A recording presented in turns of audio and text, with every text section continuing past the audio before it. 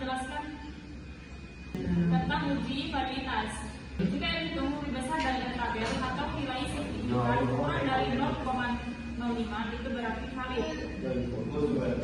Jika yang dihitung kurang dari tabel atau nilai signifikan lebih besar dari 0,05 itu berarti tidak valid. Jadi sekarang masuk di Excel, lalu kita masuk ke data tersebut. Jadi kita mempunyai X1, X2, X3 dan Y.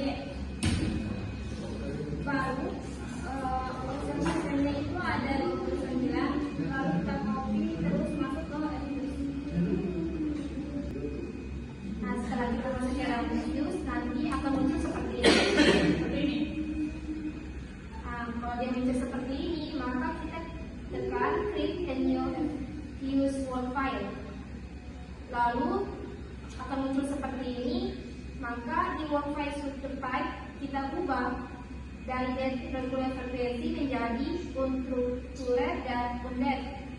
Nah, dia akan seperti ini, different. Nah, observationnya tadi kan 29, jadi 29 kita tulis ini 29. Lanjut ke quick terus ke MTB group.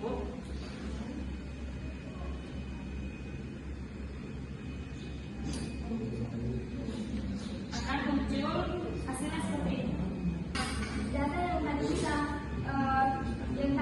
copy kita pindahkan ke sini.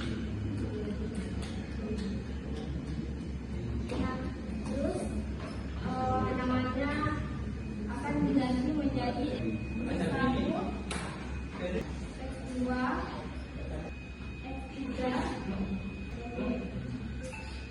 Lalu setelah itu, kan sudah masuk seperti ini. Kita tinggal hapus saja ini. Dia akan hapus seperti ini, tapi yang data tersebut dia akan muncul di sini di word file highlighted ada di situ, kamu lihat. Nah, itu ini jadinya ini. Itu yang tadi data tadi. Data di Excel tadi. Lalu kita pilih sini dari X1 sampai ke Y.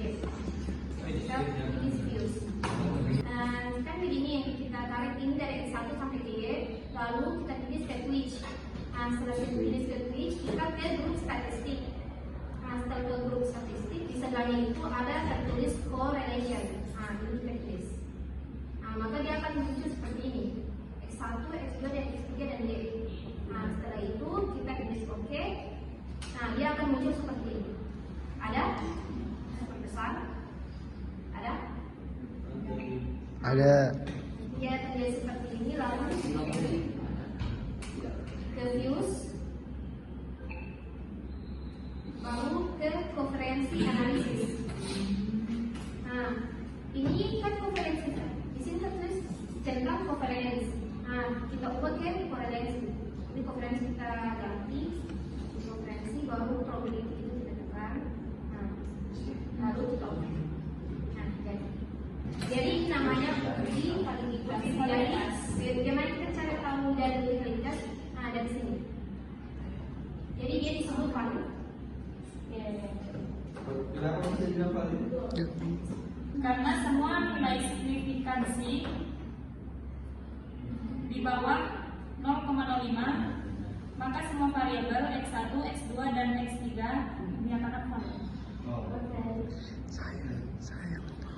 Selanjutnya kita masuk di uji rehabilitas. Yang dimana uji rehabilitas ini kita menggunakan aplikasi SPSS. Oke teman-teman, bisa lihat data yang kami dapat di atas. Cara menggunakannya itu kita langsung ke analisis, kemudian scale, kita ganti ke ini reliability analysis. Oke, maka tampilannya akan seperti ini. Sebenarnya di kanan ini sebenarnya kosong. Kenapa sudah karena kami sudah mencobanya beberapa kali.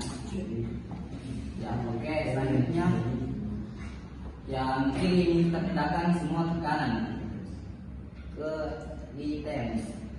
Eyelens. Baru kan oke. Maka tampilannya seperti ini. Jika hasilnya reliable, maka data penelitian bisa dianggap stabil untuk dianalisis lebih lanjut. Oke, mungkin hanya itu yang dapat kami sampaikan kepada teman-teman. Jika ada kurangnya, itu datang dari kami pribadi yang berbicara di sini. Jika ada benarnya, itu datangnya dari Allah Subhanahu Wa Taala. Mungkin akhirul kalam. Allahumma salli ala Assalamualaikum warahmatullahi wabarakatuh.